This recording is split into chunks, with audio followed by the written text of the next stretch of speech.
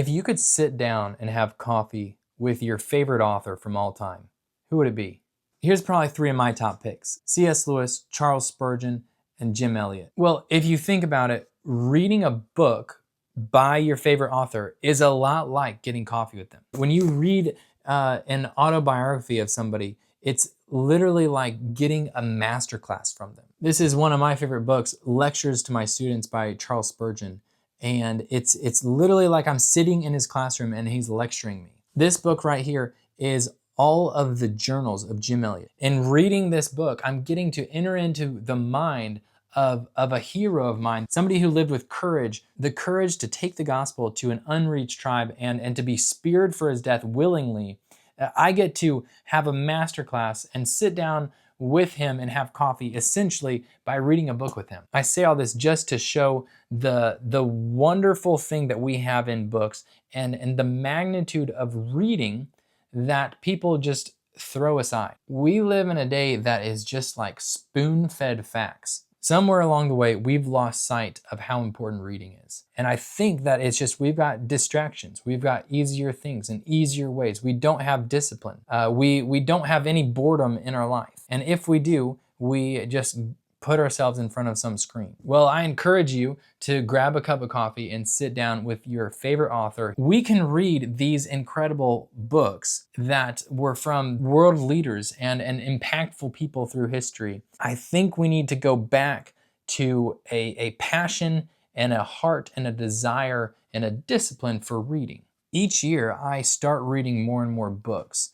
and investing more time into it. Currently, I'm in the slow process of collecting my favorite quotes from the books I have read and compiling them in a notebook and on 3x5 cards. When I read a book, I see it as a masterclass, filled with lessons. Even fiction books, I see them as being filled with lessons, and I'm looking for these great ideas, these impactful things that I can learn from and be sharpened from and be encouraged from. I see reading as an investment, investing in my future self, my future family. Most people don't take the time for such investments. There's too many quick little pleasures out there and enjoyable, funny shows that we give our time to rather than the investment of reading books. But let me just give you this little bit of encouragement. When I started out, reading was hard and it took discipline. But the more I do it, the easier it gets. And now I would much rather read a book than watch a movie or spend time online. What I have found is that reading is something that you can get better at and it can get easier and more enjoyable. It used to be that after reading 3 pages, my brain hurt.